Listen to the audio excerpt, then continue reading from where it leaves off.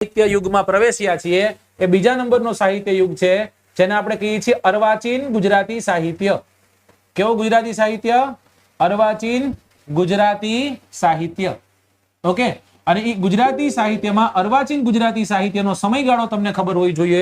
ફરી એક વખત એનું ઈચ્છ છે કે સરજી ઈસવીસન 1850 ની સાલથી શરૂ કરી અને ટીલ ડેટ આજ દિવસ સુધીનો સમયગાળો. બરાબર. હવે અર્વાચીન ગુજરાતી સાહિત્યમાં પાછો આપણે ભાગ પાડ્યો અને એનો પહેલું અંગ જોવાનો પ્રયત્ન કરી રહ્યા છીએ. પહેલું અંગ એટલે કયું દોસ્તો? એ પહેલું અંગ એટલે બીજું કાંઈ નહીં, જે આપણે સમજ્યા હમણાં ઈ તે જેને આપણે કીધો સુધારક યુગ. કયો યુગ કીધો? સુધારક યુગના નામે આપણે આને ઓળખા. બરાબર ને? અને આને બીજા નામે તો કે સાહેબ આને નર્મદ દલપત યુગના નામે ઓળખા. હે ને દોસ્તો? નર્મદ દલપત યુગના નામે ઓળખા. તમે કોઈ પણ તમારી પરીક્ષાનું પેપર ગોતી લ્યો ક્લાસ 3 નું, એમાં નર્મદ અને દલપત માંથી પ્રશ્ન ન હોય તો મને કહેજો સાહેબ તમે ખોટા છો, પ્રશ્ન નહોતો. હે ને? અને તમારી સામે હું માફી માંગીશ. લગભગ હોય, રાઈટ, લગભગ રહેવાનો છે. અને આનો સમયગાળો કેટલો છે દોસ્તો? કહી દીધું છે તમે કે સાહેબ 1850 થી શરૂ કરી 1850 થી શરૂ કરી ઈસવીસન 1885 સુધીનો સમયગાળો એટલે નર્મદ દલપત યુગનો સમયગાળો છે. એટલે કે એને આપણે સુધારક યુગના નામે ઓળખીએ છીએ. ઘણા બધા સાહિત્યિક સુધારાઓ આ સમય દરમિયાન થયા હતા. ફરી એક વખત કહું છું, ઊંટ કહે આ સભામાં વાંકા અંગવાળા ભૂંડા ભૂતળમાં પક્ષીઓ અને પશુઓ પાર છે. ઊંટ જે છે ને એ બધાને કહેતો હતો. બગલાની તો ડોક વાંકી, મોરના તો પીછા વાંકા, વાઘના છે નખ વાંકા, સાંભળી શિયાળ બોલ્યું દાખે દલપત રામજી, અન્યનું તો એક વાકું આપના 18 છે. તમારું કરો, રાઈટ? તમારા તો 18 વાંકા, રાઈટ? હવે ઊંટ જે છે એ ઊંટ આ ભૂતળમાં એટલે કે આ જે પૃથ્વી જે છે એ પૃથ્વી પર જોઈ અને બધાના વાંક જ કાઢતો. હે? વાઘના તો નખ વાંકા, મોરના તો પીછા વાંકા, હાથીની સૂંઢ વાંકી, નાનું આ વાંકું, નાનું તે વાંકું, એવું જ કરતો જ જણ. અને ત્યારે શું કીધું? રાઈટ? કે સાંભળી શિયાળ બોલ્યું દાખે દલપત રામજી, અન્યનું તો એક વાકું આપના 18 છે. બગલાની છે ડોક વાકી, પોપટની છે ચાંક વાકી, કૂતરાની છે પૂંછડી વાકી, વાંકોનો વિસ્તાર છે. રાઈટ? ત્યારબાદ તો કે વારણની છે સૂંઘ વાકી, વાઘના છે નખ વાંકા, વાંકા ભેંસના તો સિંગ વાંકા, સિંગડાનો તો આભાર છે. સાંભળી શિયાળ બોલ્યું દાખે દલપત રામજી, અન્યનું તો એક વાકું આપના 18 છે. દોસ્તો, જ્યારે પણ ત્યાં તમે આ વ્યક્તિ વિશેષ વાત કરો, જેની વાત કરી રહ્યા છીએ, નામ સમજો ખાલી. નામ શું છે? નામ છે દલપતરામ. નામ શું છે? દલપતરામ. દલપતરામ ખાલી નહીં, બહુ મોટું નામ છે દલપતરામ. દલપતરામ તો બધાને આવડે, પણ પછીનું કામ દલપતરામ ડાહિયાલાલ અથવા તો ડાહિયાભાઈ તરવાડી. દલપતરામ ડાહિયાભાઈ તરવાડી, આ એમનું નામ છે પૂરું. પ્રશ્ન પૂછાય દલપતરામના પિતાજીનું નામ શું હતું? ડાહિયાલાલ. પણ જરાય ડાહિયા નહોતા સાહેબ. દલપતરામના પિતા છે ને એ ધૂની મગજના હતા. સમજાઈ ગયું? ગમે ત્યારે હાણચીનો ઘાત હતો. સમજાય? ગમે ત્યારે હાણચીનો ઘાત હતો. દલપતને બચારાને હેરાન જ કરવા નીકળ્યું. દલપતને જિંદગીમાં હેરાન થવાનું જ નીકળ્યું. દલપત કહેતા મેરી કોઈ ફિલિંગ નહીં, આપકી ફિલિંગ. હે ને? સાટા કુત્તા કુત્તા થોટા કુત્તા તો અમી, આવું તો ચાલશે નહીં ભાઈ. કાંઈક અમને મદદ કરવી પડશે. ઓકે, તો સરજી આપણે દલપતની વાત કરીએ છીએ. એક જ મિનિટ. હા ચાલો, સ્લાઇડ છે હજી. બરાબર, ચલો. તો સૌથી પહેલો પોઈન્ટ તમને શું ખબર હોવો જોઈએ કે સાહેબ આ દલપતરામના પિતાનું નામ તરવાડી, ખબર પડી ગયું ડાયાભાઈ તરવાડી. એમનો જન્મ ક્યાં થયો હતો? બરાબર, તો એમનો જન્મ વઢવાણ ખાતે થાય છે. ક્યાં થાય છે મિત્રો? વઢવાણ ખાતે જન્મ થાય છે. આ વઢવાણ એટલે કયા જિલ્લામાં? હાલના સુરેન્દ્રનગર નામના જિલ્લામાં. કયા જિલ્લામાં? સુરેન્દ્રનગર નામના જિલ્લામાં. બહુ સરસ રીતના આમનો ઇતિહાસ આપણે ગુજરાતની અસ્મિતા જયારે ભણતા ત્યારે મેં તમને સમજાવ્યું છે. છતાં એક વખત તમને જણાવીશ કે દલપતરામ ડાહિયાભાઈ તરવાડીનો જન્મ ડાહિયાભાઈ તરવાડીને ત્યાં ઈસવીસન 1820 ની સાલમાં થાય. ક્યારે થાય? ઈસવીસન 1820 ની સાલમાં. આના એક જેટ કહું ને કે 15-20 વર્ષ વચ્ચે જન્મ પછી ગુજરાત વર્નાક્યુલર સોસાયટીની સ્થાપના થાય અને એમાં દલપતરામ અતિ મહત્વનું કામ કરે છે. જો દોસ્તો, નામ શું યાદ રાખવાનું? પેલા પિતા. પિતા કોણ છે? પિતા રોટી है, कपड़ा है, मकान है. पिता नन्हे से परिंदे का बड़ा आसमान है. राइट?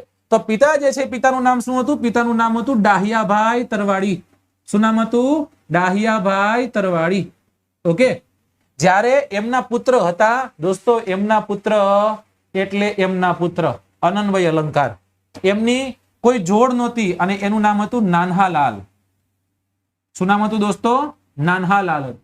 રાઈટ, હકીકતમાં લખાય નહા નાલાલ, નહા નાલાલ.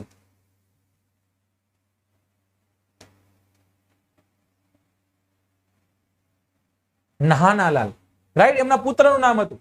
પિતા પુત્ર વચ્ચેનો સંવાદ એવો બને દોસ્તો કે પુત્ર પોતાના પિતાને નથી કહી શકતો કે ભાઈ હું ખૂબ સારું એવું સાહિત્ય લખું છું. રાઈટ, અને પિતાના અવસાન પછી એના સાહિત્ય પ્રકટ થાય. અને જેવડું મોટું દલા તલવાડીનું નામ હતું, દલપતરામ ડાહ્યાલાલ તરવાડીનું નામ હતું, એવડું જ મોટું નામ ગુજરાતી સાહિત્યમાં જો કોઈ કરે છે તો એ છે કવિ નાન્હાલાલ કરે છે. કોણ કરે દોસ્તો? કવિ નાન્હાલાલ કરે છે. Okay, done. તો સાહેબ એ જ કવિની વાત કરી છીએ જેને આપણે શું કહીએ છીએ? જેને આપણે કવિસ્વર કહીએ છીએ. શું કહીએ છીએ? કવિસ્વર કહીએ છીએ. પ્રશ્ન પૂછાય કે કવિસ્વર જે છે એ કવિસ્વર તરીકે નીચેનામાંથી કયા કવિને ઓળખવામાં આવે છે? રાઈટ. ત્યારબાદ ગુજરાતી વાણી રાણીનો વકીલ કોણ દોસ્તો? કોણ? દલપતરામની વાત થાય છે. કવિસ્વર પૂછે દલપતરામ, ગુજરાતી રાણી વાણીનો વકીલ પૂછે દલપતરામ. ગુજરાતી ભાષાના સાણા કવિ કદાચ કે ગુજરાતી ભાષાના સાણા શિક્ષક કે તો યાદ છે. ગુજરાતી ભાષાના સાણા શિક્ષક, બરાબર ને? સાંભેલું વગાડે તો જાણું કે તું સાણો છે. તો એ સાણા શિક્ષક હતા, ગુજરાતી ભાષાના સાણા શિક્ષક હતા.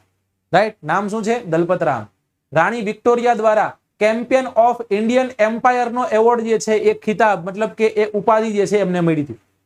સમર્થક ઉપકવિના નામથી તેઓ ઓળખાય છે. રાઈટ, સમર્થક ઉપકવિ. સાથોસાથ તેમને રાજકવિના નામે એક્સેલેન્ટ અંશભાઈએ કહી દીધું કે સાહેબ એને રાજકવિ પણ કહેવાય છે.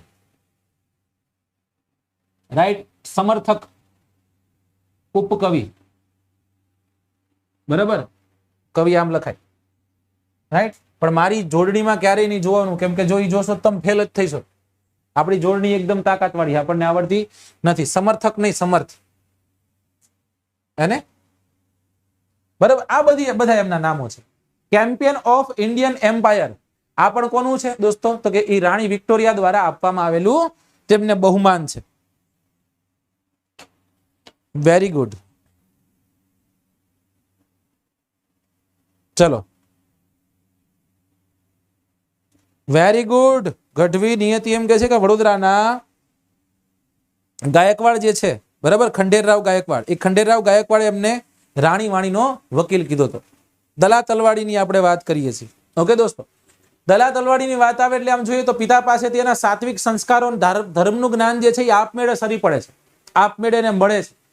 પરંતુ આગળ જતા પિતાનો મગજ થોડો ધૂની મગજ ના હતા. 14 વર્ષની ઉંમરે દલા તલવાડી નીકળી જાય છે. કેટલા વર્ષની ઉંમરે? માત્ર 14 વર્ષની ઉંમર છે એમની. અને 14 વર્ષની ઉંમરે દલા તલવાડી નીકળી જાય અને આ 14 વર્ષની ઉંમરે એમને એક વ્યક્તિ નો ભેટો થાય. અને એ વ્યક્તિ જે છે, એ વ્યક્તિ એટલે એમના આમ જોઈએ તો ગુરુજીનું નામ છે ભૂમાનંદ સ્વામી. કોણ છે? ભૂમાનંદ સ્વામી. તો દીક્ષા ભૂમાનંદ પાસે નથી લીધી. ભૂમાનંદ સ્વામીને મળે ને, અને ભૂમાનંદને મળે એટલે આનંદમાં આવી જાય. આવું કંઈક કરવાનું થાય છે, પ્રેરિત થાય, પ્રભાવિત થાય, સ્વામિનારાયણ સંપ્રદાયથી પ્રભાવિત થાય. દોસ્તો, દલપત એટલે કે દયારામ ડાહ્યાલાલ તરવાડીએ સ્વામિનારાયણ ધર્મનો અંગીકાર કર્યો.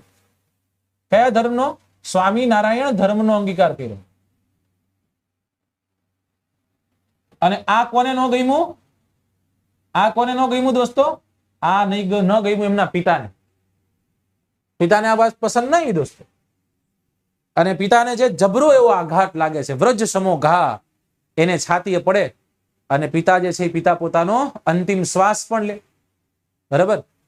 અને ગુજરાતી ભાષા ને અહીંયાથી એક ચીલો મળે છે.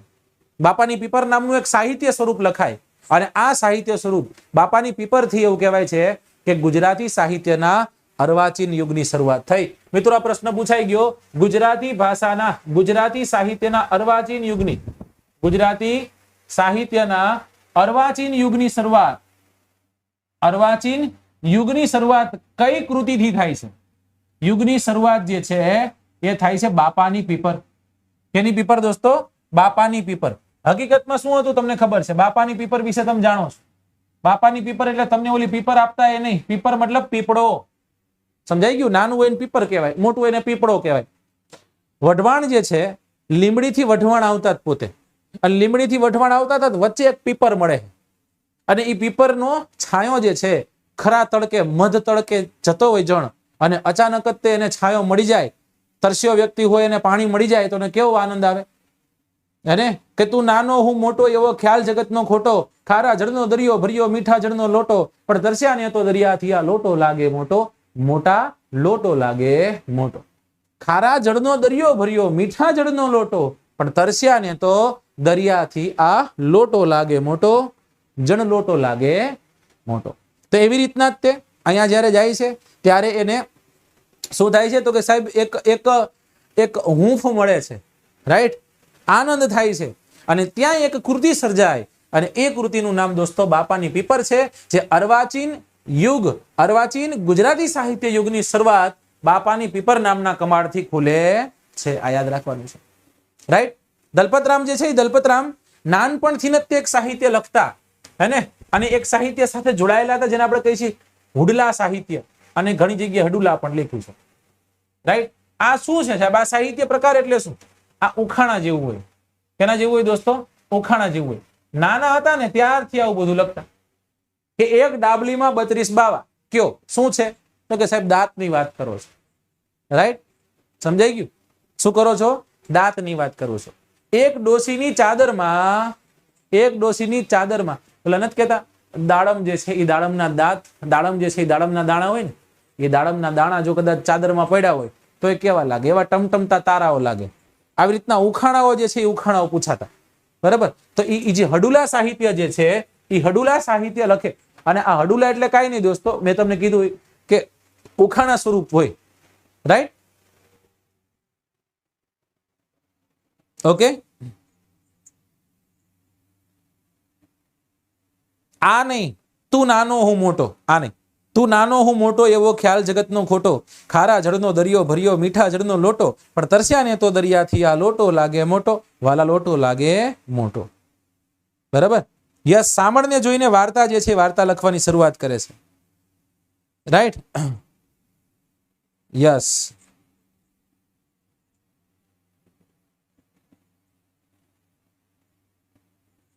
ત્યાંથી આગળ જાય, જેવી રીતના ભૂમાનંદ મળ્યા એવી રીતના એમને દેવાનંદ મળે છે. અને દેવાનંદજી જે છે એ દેવાનંદજી હકીકતમાં એમના ગુરુ કઈ રીતના બને દોસ્તો? દેવાનંદ સ્વામી, દેવાનંદ સ્વામી પાસેથી સાહિત્ય લખવાની પ્રેરણા મળે. સાહિત્ય સ્વરૂપો લખવાની શરૂઆત દેવાનંદ સ્વામી પાસેથી થાય છે, રાઈટ?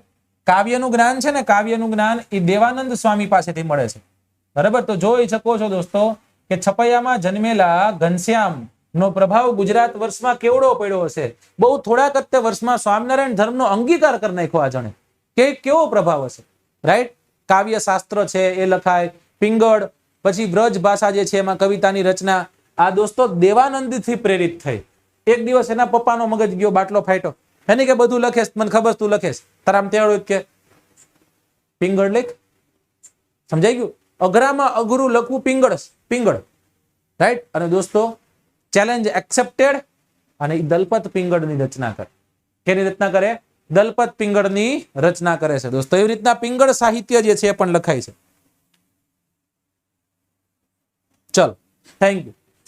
તો ગુજરાતી ભાષા જે છે એ ગુજરાતી ભાષામાં એક યુગની શરૂઆત થઈ દોસ્તો. ક્યારે? તો કે ગુજરાતી સાહિત્યના અર્વાચીન યુગની શરૂઆત બાપાની પીપરથી થાય છે દોસ્તો. દલપત જે છે દલપત ધીમે ધીમે ધીમે ધીમે મોટા થતા જતા હતા. એક વખત શું થયું ખબર? મોટા થઈ ગયા. અને મોટા થઈ ગયા ત્યારે ઈસ્ટ ઇન્ડિયા કંપનીમાં એક પદ, અને એ પદમાં એક ઓફિસર જે છે અમદાવાદ આવેલો. ગુજરાતી ભાષાને જોઈ, ગુજરાતી ભાષાના ઊંડા મૂળને જોઈ અને ગુજરાતી ભાષા જાણવી અને ગુજરાતી ભાષાના ઉત્થાન માટે કામ કરવું, એવા એના વિચારો. અને એને એક સંસ્થાની તે સ્થાપના કરી નાખી, અને એ છે ગુજરાતી વર્નાક્યુલર સોસાયટી. કઈ સોસાયટી? Gujarati vernacular society.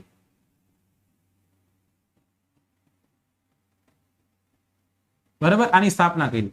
ક્યાંક જોડણીમાં મિસ્ટેક હોય ને તો ચલવી લેજો. ગુજરાતીના શિક્ષકો છે ને એને તરત બાટલો હલી જાય કે હા આમ કેમ લખશે, પણ ગુજરાતી મારું થોડુંક એવું છે, હું ભણાવી જાણું છું. રાઈટ. ગુજરાતી વર્નાક્યુલર સોસાયટીની સ્થાપના ફાર્બસ સાહેબ દ્વારા થઈ. રાઈટ. જેનું નામ શું હતું દોસ્તો? એલેક્ઝાન્ડર કનિંગહામ નો કહેતા, કિલ્લોક ફાર્બર્સ સાહેબ દ્વારા થઈ દોસ્તો. બરાબર. કોના દ્વારા થઈ? એલેક્ઝાન્ડર કિલ્લોક ફાર્બર્સ દ્વારા થઈ. વેરી ગુડ, ખૂબ સરસ. ચલો, કઈ સાલમાં થઈ? ઈસવીસન 1848 ની સાલમાં થઈ. બરાબર. મેં તમને કીધું જન્મના 18 વર્ષ થયા. ઈસવીસન 1848 ની સાલમાં એની સ્થાપના થઈ. ગુજરાતી ભાષા જાણવી છે, ગુજરાતી ભાષા આવડતી છે નહીં, અને એટલા માટે એક ગુજરાતી વ્યક્તિની શોધમાં જાય છે અને એને એક વ્યક્તિ મળે છે. કોના કહેવાથી દલપતરામ જે છે એ દલપતરામને ફાર્બર્સ સાહેબનો ભેટો થાય? મને જલ્દીથી કહેજો. Right. Very good, very good, very good. Dodiya Mayanksinh, મેં પ્રશ્ન પૂછ્યોનો આન્સર દઈ દીજો.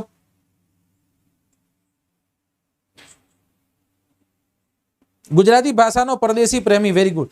નામ હતું ભોળાનાથ અથવા તો ભોળાભાઈ. બરાબર. ભોળાભાઈ નામનો એક ભોળો વ્યક્તિ, અને એ ભોળાભાઈની પાઠશાળામાં જ કામ કરે. રાઈટ. અને આ ભોળાભાઈએ કીધું ભાઈ એક વ્યક્તિ ગોતે છે, એને ગુજરાતી શિક્ષકની જરૂર છે. એનું નામ છે એલેક્ઝાન્ડર કિલ્લો ફાર્બર્સ. બહારનો ભૂરિયો ખરો, તમે આવો અને જાય દોસ્તો. સમજાઈ ગયું? ભોળાનાથના કહેવાથી દલપતરામ અમદાવાદમાં કોને મળવા જાય છે? એલેક્ઝાન્ડર કિલ્લો ફાર્બર્સને. અને કિલ્લો ફાર્બર્સ સામે દલપતરામ પોતાની કઈ કૃતિ વર્ણવે છે તમે મને એટલું કહી દો એટલે હું આગળ વધું. જો અસ્મિતામાં ભણ્યા હશે ને એ છોકરાને ખબર હશે, બાકી નહીં ખબર હોય.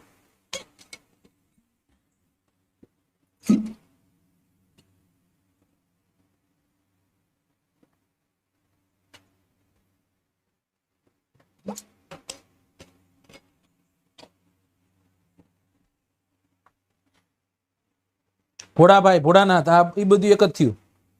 ભોળાભાઈ કયો, ભોળાનાથ કયો. બુદ્ધિ પ્રકાશ નો આવે, ખોટી વાત છે.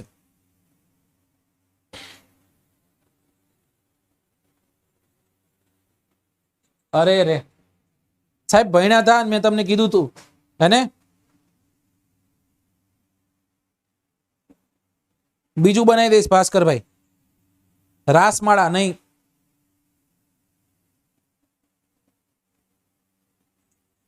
કાવ્યાદોહન ખોટું. કૃષ્ણની 8 પટરાણીઓની વાતો. રાઈટ. કૃષ્ણની 8 પટરાણીઓની વાતો. ફાર્બસ વિરહ તો કેમ આવે? રાઈટ. એ સૌથી પહેલી વખત સંભળાવે ને સાહેબ સંભળાવે દલપત કે ડન, તમારો પગાર 200 રૂપિયા, તમારે આવી જવાનું થાય છે, કોથરો પાથરીને બેહી જવાનું થાય છે. અને ત્યાંથી જ તે દોસ્તો, ત્યાંથી જ તે દલપત અને બંનેનો ભેટો થઈ ગયા. પછી બંને એટલા જબરદસ્ત ગાઢ મિત્ર બની ગયા અને સાથે ગુજરાતી ભાષાની ઉન્નતિ માટે કામ કર્યું. ગુજરાત વર્નાક્યુલર સોસાયટી જે છે, ગુજરાત વર્નાક્યુલર સોસાયટી દ્વારા એક ખબર હોય તો એક પાક્ષિક જે છે એ પાક્ષિક સામાયિક જે છે એ સામાયિક પ્રકાશિત થતું અને એનું નામ હતું બુદ્ધિ પ્રકાશ. અને આ બુદ્ધિ પ્રકાશ જે છે એ બુદ્ધિ પ્રકાશ થોડુંક ડીમ થયું અને બુદ્ધિ પ્રકાશ ડીમ થતા ફાર્બર્સ સાહેબનો એવો વિચાર કે આના તંત્રી તરીકે બીજો કોઈ ન શોભે, અહીંયા તો દલપતરામ ડાહિયાલાલ તરવાડી સમજે એને મૂકી દેવાનું થાય છે. એટલે બુદ્ધિ પ્રકાશના તંત્રી પદ સંભાળે છે. અને આ બુદ્ધિ પ્રકાશ જે છે કાયદેસર રીતના, જેવી રીતના નર્મદના દાંડીઓએ આધુનિક ઇતિહાસ જે છે એ આધુનિક ઇતિહાસમાં એક વાચા આપી હતી. રાઈટ. આધુનિક ઇતિહાસનો ઉઘાડ કર્યો હતો. એવી જ રીતના જો કોઈ આધુનિક ઇતિહાસની શરૂઆતમાં બુદ્ધિ પ્રકાશ નામના એક સામાયિકથી ઘણા બધા સમાજ સુધારણાઓ થયા. ખુશી બહુ ન ટકે ને, થોડોક ટાઈમ થાય ફાર્બર્સ સાહેબનું નિધન થાય. અને ફાર્બર્સ સાહેબના નિધન થતા ગુજરાતી ભાષાનો પહેલો વિરહ ગ્રંથ લખાય છે દોસ્તો, અને એને આપણે ઓળખીએ છીએ ફાર્બસ વિરહ. રાઈટ. કોના દ્વારા લખાણો? દલપતરામ દ્વારા લખાણો. ફાર્બસ સાહેબની યાદોને ભેગી કરીને લખાણો. દોસ્તો આવો નવો એક બીજો ગ્રંથ જે છે ફાર્બસ સાહેબના રંગ મિજાજ ઉપર લખાયો હતો અને એ હતો ફાર્બસ વિલાસ. રંગ મિજાજનો મતલબ ખોટો ન સમજતા. રંગ મિજાજ કે કેટલા અતરંગી પતરંગી વ્યક્તિત્વ હતું. ગુજરાતી ભાષા માટે શું કરવાની એમનામાં ઉત્સુકતા હતી, ક્યાંથી એની પ્રેરણાઓ મળી હશે, કેટલા પોઝિટિવ હતા. રાઈટ. ડાઉન ટુ અર્થ, કઈ રીતનું વ્યક્તિત્વ હતું એ ફાર્બસ વિલાસમાં લખ્યું છે, જ્યારે મૃત્યુ પામે ત્યારે ફાર્બસ વિરાહ નામની રચના લખે. કઈ રચના લખે? ફાર્બસ વિરહ નામની રચના. હા, કોથરો પાથરીને બેહી જાય. પ્રવીણસિંહ રાણા, યસ. ઓકે, જીવન ચરિત્ર કહેશું આપણે, બરાબર? હા, રાઈટ. ચલો, પછી તો સાહિત્ય સ્વરૂપોની શરૂઆત થઈ છે. ગુજરાતી ભાષામાં પહેલું ઘણું કરે, જેમ કે ગુજરાતી ભાષામાં બાપાની પીપર લખાણી, ત્યાંથી આધુનિક ઇતિહાસની શરૂઆત થઈ. એવી જ રીતના દોસ્તો, તમને ખબર હોય છે ગુજરાતી ભાષાનું પ્રથમ નાટક જેનું નામ છે લક્ષ્મી, એ લક્ષ્મી નાટક જે છે, લક્ષ્મી નાટક પણ દલપતરામ ડાહિયાલાલ તરવાડી દ્વારા લખાય. રાઈટ. મિથ્યાભિમાન જે છે એ મિથ્યાભિમાન મૌલિક નાટક, બરાબર. ત્યારબાદ કાવ્યા દોહન 1, 2, 3 એમ કંઈક છે, એની પણ રચના થાય. રાઈટ. અને એક એવું પાત્ર હતું જેને અજર અમર કરી દીધું, એ હતું જીવરામ ભટ્ટનું પાત્ર. એનું પાત્ર દોસ્તો જીવરામ ભટ્ટનું પાત્ર. પ્રશ્ન પૂછાય કે જીવરામ ભટ્ટનું પાત્ર જે છે એ નીચેનામાંથી કયા એક સાહિત્યકારનું એક ફેવરિટ પાત્ર હતું, જેને પ્રચલિત કર્યું હતું, જેને આમ ઉગતું કર્યું હતું દોસ્તો? તો યાદ રાખવાનું છે કે એ જીવરામ ભટ્ટનું પાત્ર દલપતરામ. દોસ્તો અલગ અલગ નામો કીધા, જેવી રીતના તમે કીધું ગુજરાતી વાણી રાણીનો વકીલ. રાઈટ. કોને કીધા? ગાયકવાડ. કયા ગાયકવાડ? જલ્દી આન્સર કરજો. ગાયકવાડ કયા હતા? બરાબર. આવું જેને સમર્થ કવિ તરીકે ઉપનામ આપ્યું હતું દોસ્તો, આનું નામ શું છે? આનું નામ છે વિજયરાજ વૈદ્ય. કોણ છે? विजयराज वैद्य. विजयराज वैद्य શું કીધું હતું? विजयराज वैद्य क्या बोलता है? विजयराज वैद्य કે છે આ સમર્થ કવિ છે. કેવા કવિ છે? સમર્થ કવિ છે.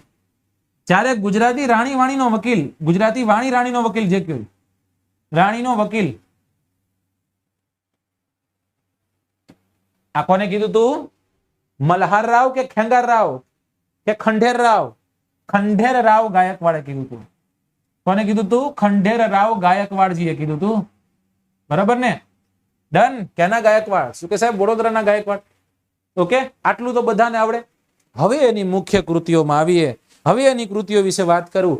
એમ નામ ખાલી આપણે ઉપર છલી જોવાની વાત છે કે ઊંટ કહે આ સમયમાં, ઊંટ કહે આ સભામાં, વાંકા અંગવાળા ભૂંડા ભૂતળ પક્ષીઓને પશુઓ પાર છે, અન્યનું તો એક વાંકું આપના ઢાળ. છેલ્લી કડી લઈ લીધી સીધી. અને આ જે વ્યક્તિત્વ દેખાય છે કે જેને આધુનિક ગુજરાતી સાહિત્યને એકદમ એની કરવટ બદલી દીધી, જज्बात बदल दिया, फीलिंग्स बदल दी. राइट. એમનું નામ છે દલપતરામ ડાહિયાલાલ તરવાડી.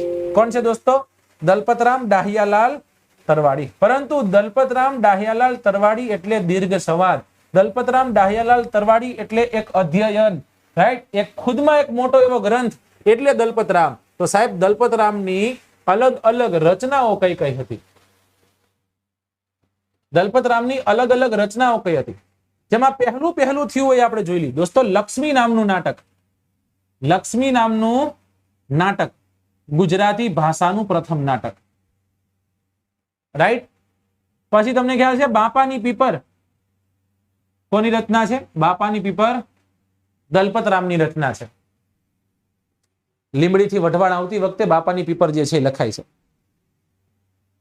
પછી ભૂત નિબંધ જે છે, ભૂત નિબંધની રચના કોણ કરે? ભૂત નિબંધ જે છે, ભૂત નિબંધ લખાય દલપતરામ દ્વારા. ગુજરાતી ભાષાનો પ્રથમ નિબંધ નથી, એ છે મંડળી મળવાથી થતા લાભ. જે લખ્યો છે કોને? આની પછી જે કવિ આવશે જેનું નામ છે નર્મદ, નર્મદ દ્વારા લખાયેલો છે. પિંગળ સાહિત્યનું જ્ઞાન નતું, પિંગળ સાહિત્યનું જ્ઞાન લખ્યું, ભેગું કર્યું અને દલપત પિંગળ લખ્યું. કયું પિંગળ લખ્યું? દલપત પિંગળ લખ્યું દોસ્તો. ઓકે. તો લક્ષ્મી નામનું નાટક, બાપાની પીપર, ભૂત નામનો નિબંધ એટલે કે ભૂત નિબંધ, અને દલપત પિંગળ જે છે એમની રચના કરી. સામળ સત્સાઈ નામની રચના એમની છે. તમને ગમે એવું ઊંટ અને શિયાળનું પાત્ર, હે ને? એ ઊંટ અને શિયાળ વાળી રચના જે છે એ આમની જ છે. ઊંટ અને શિયાળ વાળી રચના આમની જ છે. માખીનું બચ્ચું રચના આમની છે. કઈ રચના દોસ્તો? માખીનું બચ્ચું. ઊંટ અને શિયાળ, માખીનું બચ્ચું મેં તમને સમજાવ્યું છે. ભોળો ભાભો, પછી ઓલી વાચનમાળા જેનું નામ છે હોપ વાચનમાળા, ગુજરાતી ભાષાની પ્રથમ વાચનમાળા, હોપ વાચનમાળા. બરાબર. પછી ભોળો ભાભો, ભોળો ભાભો, આ રચના પણ કોની છે? દલપતરામની. તમને યાદ આવતા હશે, તમે કદાચ કહેતા સાહેબ વેન ચરિત્ર, જ્ઞાતિ નિબંધ, જીવરામ ભટ્ટનું પાત્ર, જીવરામ ભટ્ટ ખુદ, જીવરામ ભટ્ટ, જ્ઞાતિ નિબંધ. રાઈટ, તમે કહેજો મને હિન્દુઓની પડતી કોની રચના છે? હિન્દુઓની પડતી કોની રચના છે? આમની હોય તો આમની કહેવાનું, જો આમની નથી તો તમારે કહેવાનું સાહેબ બીજાનું કંઈક છે. માતા પિતાની સેવા કરવી જરૂરી છે, પિતાની સેવા, આવી રચના દલપતરામની રચના છે. ભૂત નિબંધ જે છે, હોળો ભાભો છે, જીવરામ ભટ્ટ, જ્ઞાતિ નિબંધ, આ બધી રચનાઓ કોની છે? દલપતરામની છે. વયન ચરિત્ર, વેરી ગુડ, વયન ચરિત્ર નથી આવ્યું, વયન ચરિત્ર પણ એમની રચના છે. ચલો હવે તમને યાદ હોય કયો? વેરી ગુડ, નર્મદની છે. હેને? મિસ્ટેક ક્યાં થાય ખબર? જો નર્મદમાં અહીંયા આપણે ભૂલ કરી જઈએ, અહીંયા આપણે ભૂલ કરીએ છીએ. ભૂત નિબંધ તો કે સાહેબ કોનો? દલપતરામની. દલપતરામ નર્મદની પહેલા આવ્યા, તો ગુજરાતી ભાષાનો પહેલો નિબંધ ભૂત નિબંધ હોવો જોઈએ, આપણે આવું વિચારીએ છીએ. એમ તો પહેલી આત્મકથા મારી હકીકત છે, પણ તમને નો ખ્યાલ હોય કીધું કે આની પહેલા એક આત્મકથા જે છે સત્યના પ્રયોગો રિલીઝ થઈ ગયેલી, આ એની પછી રિલીઝ થઈ છે, છતાંય પણ લખાઈ હતી પહેલા એટલે એને આપણે પહેલી કહીએ છીએ. તો ભૂત નિબંધ, બરાબર. એવી ને એવી રીતના જ્ઞાતિ અને ધર્મ, જ્ઞાતિ, જાતિ વાત કરતા હોય ત્યારે આપણને હિન્દુ યાદ આવે, બરાબર. તો જ્ઞાતિ જે છે, જ્ઞાતિ નિબંધ અને હિન્દુઓની પડતી આપણને બે એક લાગે, પણ જ્ઞાતિઓની પડતી નર્મદની છે, જ્યારે જ્ઞાતિ નિબંધ જે છે, જ્ઞાતિ નિબંધ જે છે એ રચના કોની છે? હિન્દુની પડતી નર્મદની છે, અને જ્ઞાતિ નિબંધ જે છે એ કોનું છે? દલપતરામ ડાહિયાલાલ તરવાડીની છે. રાઈટ. પછી કાવ્યા દોહન, બરાબર. પછી ભોળો ભાભો આવી ગયું, જીવરામ ભટ્ટનું પાત્ર આવી ગયું, બરાબર. અટકળિયો જીવો, અટકચાળિયો જીવો.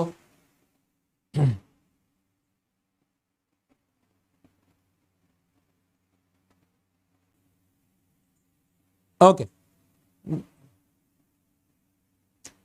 હવે દોસ્તો આ જ વ્યક્તિ ઘણી બધી કૃતિઓ આમની આપણે જાણીએ છીએ. એક વખત ભણી લઈએ, એક વખત સમજી લઈએ એટલે તમને ઓર મજા આવશે. રાઈટ. પછી હું તમને યાદ રખાવું, કઈ રીતના યાદ રાખવું. દલપતરામ ડાહિયાલાલ તરવાડીની વાત કરીએ, એની મુખ્ય બિંદુઓ પર આપણે જઈએ તો આપણે શું શું યાદ રાખવાનું છે એને આપણે જોઈએ, હાઇલાઇટ કરીને જોવાનો પ્રયત્ન કરીએ.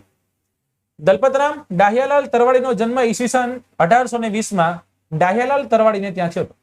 પુત્રનું નામ નાનહાલાલ હતું. વઢવાણ સુરેન્દ્રનગર ખાતે તેઓનો જન્મ થાય છે. કવિ પરિચયમાં કવિશ્વર, ગુજરાતી વાણી રાણીનો વકીલ, ગુજરાતી ભાષાના શાણક શિક્ષક, બરાબર. ત્યારબાદ ચેમ્પિયન ઓફ ઇન્ડિયન એમ્પાયર રાણી વિક્ટોરિયા દ્વારા અપાયું, રાજકવિ, સમર્થ ઉપકવિ. કોને દીધું દોસ્તો સમર્થ ઉપકવિ? લખો જલ્દી. સુધારાનો માળી વગેરે જેવા બિરુદ. દોસ્તો સુધારાનો માળી કીધો છે. માળી જે છે ને, માળી એક બાગને ખીલાવે છે, એ રીતના જો સુધારાનો માળી કોઈ બન્યો હોય દોસ્તો, એ કોણ હતો? દલપતરામ હતા. રાઈટ. આવા બિરુદથી દલપતરામ જે છે, દિલપાતરામને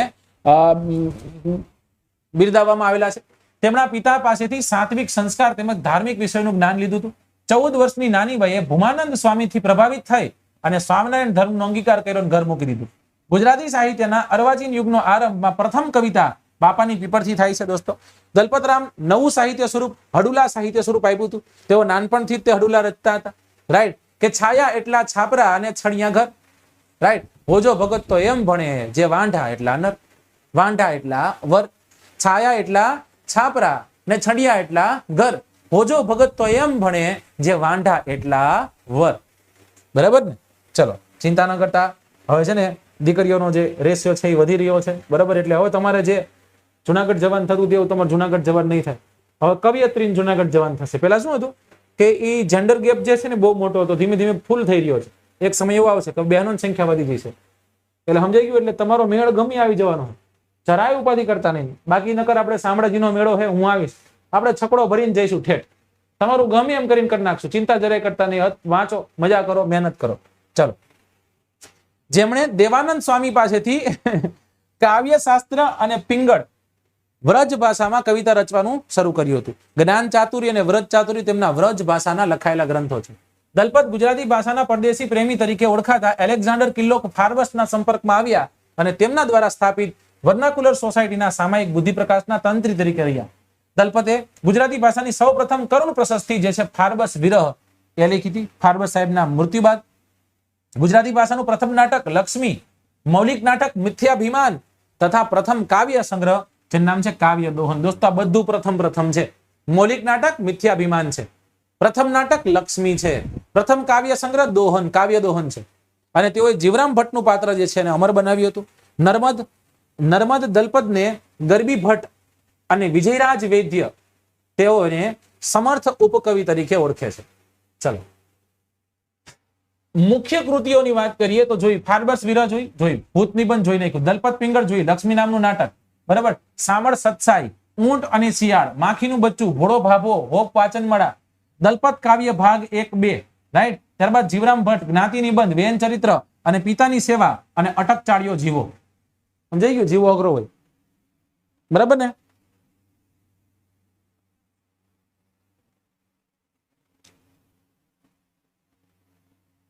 હા એટલે જ ને, એટલે હવે જો ઓલાનું રહી જતું ને એનું નહીં રહે ને, એમ કહું છું બેન. સમજાઈ ગયું? જે ઓલા 30-35 જણા જે રહી જતા, જેને સીધે સીધું બસ કરી અને નહીં બધા રહી જતા, વધુ રહી જતા, 150 જણા રહી જતા, બરાબર ને? 70 જણા રહી જતા, 80 જણા રહી જતા, 87 જણા રહી જતા, બધી જગ્યા અલગ અલગ છે.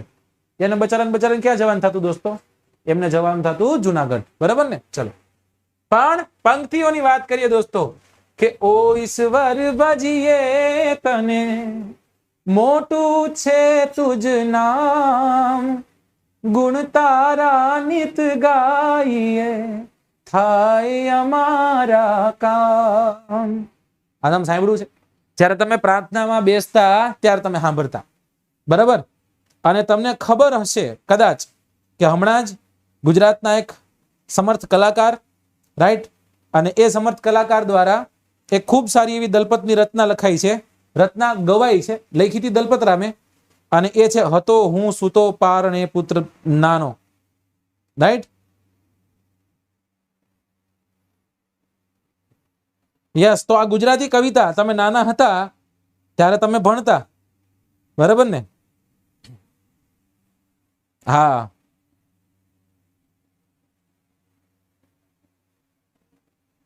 એ રચના કોની છે દોસ્તો? દલપત રામની છે. માતા ઉપર લખાયેલા શ્રેષ્ઠ કાવ્યો પૈકીનું એક જો કાવ્ય લખાણું હોય ને મિત્રો, મારા મત અનુસાર, તો એ દલપતની આ રચના છે. અને એ કયું છે?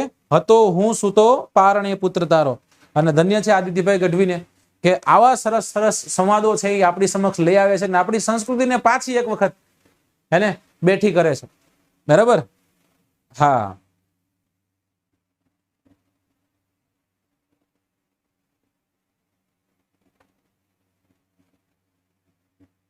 હા.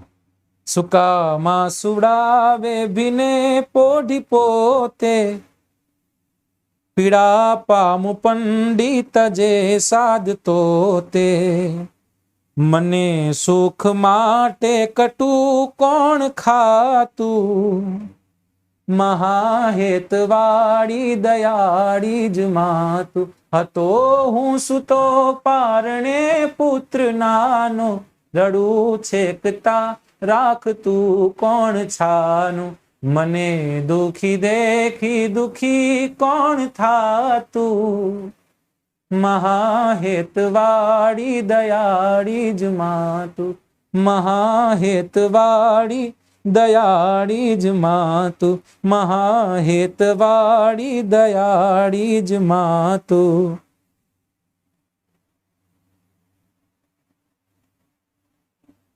કેવા શબ્દ છે કે દઈ છાતી સાથે બચી કોણ લેતું, બચી એટલે કિસ, રાઈટ?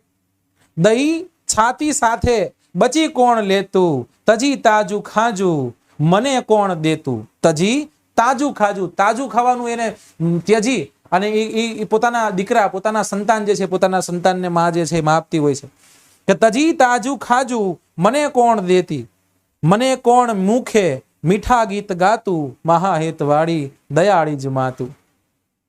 પડું કે ચડું તો ખમા આણી વાણી, પડું કે ચડું તો ખમા આણી વાણી. દીકરો જયારે પડી જાય ને હશે ખમા કરીને માં એને ઊભી કરે, રાઈટ? તો શું કહે છે કે પડું કે ચડું તો ખમા આણી વાણી, પડે પાપણે પ્રેમ ના પૂર પાણી, પડે પાપણે પ્રેમ ના પૂર પાણી. દીકરાને સેજ એવું કાંઈક થાય ને દોસ્તો, સૌથી દુખી જો કોઈ થનારી હોય તો એની માં છે, એનાથી સહન નથી થતું. બાળક ને તાવ આવી જતો હોય છે ને તોય એને રડવું આવી જતું હોય છે, એ માંદો હોય તો એને રડવું આવી જતું હોય છે. ભગવાન પાસે એક જ આશા રાખતી હોય છે કે આ જલ્દી હમો થઈ જાય, જલ્દી હાજો થઈ જાય, જલ્દી ફરી દોડતો થઈ જાય, આનું બધું દુઃખ મને આપી દો, મારા છોકરાને સુખી કરો ભગવાન, રાઈટ? એટલે શું કે છે કે પડું કે ચડું તો ખમા આણી વાણી, પડું કે ચડું તો ખમા આણી વાણી, પડે પાપણે પ્રેમ ના પૂર પાણી, પછી કોણ પોતે તણું દૂધ પાતું, પછી કોણ પોતે તણું દૂધ પાતું, મહાહેત વાળી દયાળી જ માતું. સાહેબ આપણે પ્રયત્ન કરીએ ને, લખવાનો પ્રયત્ન કરીએ, આપણે ખાલી પ્રયત્ન કરી શકીએ. આ શબ્દો નીકળવા બહુ અઘરા છે અને એ દલપત કાઢી શકે સાહેબ. હે માત્ર એક નહીં, એના બધા સંવાદો આટલા જબરદસ્ત છે. રાઈટ. ફરી એક વખત એક લાઈન કહી દઉં. હતો હું સુતો પારણે પુત્ર નાનો, રડું છેક તારાખ તું કોણ છાનું, મને દુખી દેખી દુખી કોણ થાતું, મહાહેતવાળી દયાળી જ માતું, મહાહેતવાળી દયાળી જ માતું, મહાહેતવાળી દયાળી જ માતું. તમામ માતાઓને ધન્ય છે. રાઈટ. પોતાના સંતાન માટે પોતાની તમામ ખુશીઓને ખુવાર કરી દે છે અને જતી કરી દે છે એવી માતાઓને ધન્ય છે સાહેબ. ધન્ય છે દલપતને કે દલપતજી આટલી સુંદર એવી રચના લખી. ત્યારે આપણને આ બધી વસ્તુ કે ખબર, ઘણી વખત શું થાય કે ઘણી વખત કોઈ રચનાઓ સાંભળે ત્યારે તમને અહેસાસ થાય કે યસ, હું મારા માને પ્રેમ કરું છું, હું મારા મમ્મી સાથે એટલો જ તે એટેચમેન્ટ સાથે જોડાયેલો છું. કદાચ એવું બને મોટા થઈ જાઓ, સરખા જવાબ ન દો, આવું બધું. કારણ કે સાહેબ તમે તો મોટા થઈ ગયા, રાઈટ. તમે પડો છતાંય ખમા આણી વાણી, હે ને, ખમા અમારા દીકાને. સાહેબ છીક ખાય ને, છીક તોય માં ખમા બોલી જાય. વિચાર કરો, છીક ખાય ને, છીક છોકરો છીક ખાય ને એટલે છીક ખાય ત્યારે માં ખમા બોલી જાય. કેટલું પોચું હૃદય હશે, કેટલું ઢીલું હૃદય હશે એનો વિચારો. અને છતાં એક ગરોળીથી જે ડરતી સ્ત્રી છે સાહેબ, એ પોતાના પુત્ર માટે પોતાનું બલિદાન, પોતાનો જીવ દેવા તૈયાર થઈ જાય છે. રાઈટ. એક ગરોળીથી જે ડરતી સ્ત્રી છે સાહેબ, એ પોતાના પુત્ર માટે પોતાનું બલિદાન, પોતાનો જીવ દેવા તૈયાર થઈ જાય છે. રાઈટ. એવી માતાને ધન્ય છે. Yes, I love my mother. મારા મમ્મીને હું ખૂબ પ્રેમ કરું છું. બરાબર ને? કારણ કે તમને કદાચ કિંમત હોય કે ન હોય, મને જબરદસ્ત એવી કિંમત છે. રાઈટ. રાત્રે લેક્ચર હોય તો એ અત્યારે જે જગ્યાએ બેઠો છું ને સાહેબ, જે જગ્યાએ અત્યારે હું લેક્ચર લઉં છું ને, આ મારા મમ્મીનો રૂમ છે. હે ને? એટલે ખાલી વિચારો એનું સેક્રિફિકેશન કેટલું છે કે જ્યારે મારા રાતના લેક્ચર હોય, મોડા લેક્ચર, ત્યારે એ નીચે સોફામાં બેઠા હોય છે, ક્યાં સોફામાં સૂતા હોય છે, ત્યાં સૂઈ જાય છે. 2-3 વાગે હું લેક્ચર ખતમ કરું પછી આવીને રૂમમાં સૂવે છે. સમજાય છે? એટલે she deserve every single happiness in this world. તમામ ખુશીઓ છે ને તમારી માં ડિઝર્વ કરે છે.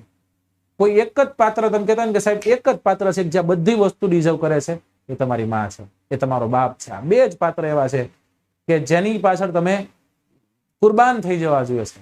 એની ખુશી એટલે તમારી ખુશી હોવી જોઈએ, એનું સુખ એટલું તમારું સુખ હોવું જોઈએ.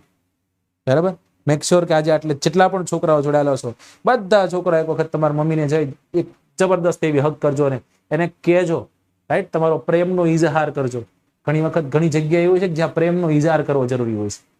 સમજાય છે? એને ખબર છે તમે પ્રેમ કરો છો, તમને ખબર છે એ પ્રેમ કરે છે, પણ તમને એ ખમા કહેશે, એને તમને આ ઉંમરે તે તમારું કપાળ જે છે, તમારા લલાટે ચુંબન દે છે. રાઈટ. એ માં છે.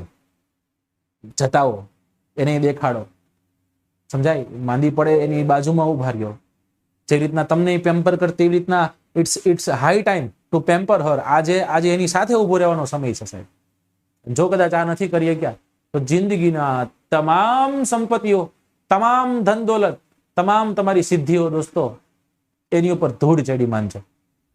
Thank you so much for watching this. Bye bye. Take care. See you. જય હિન્દ, જય ભારત.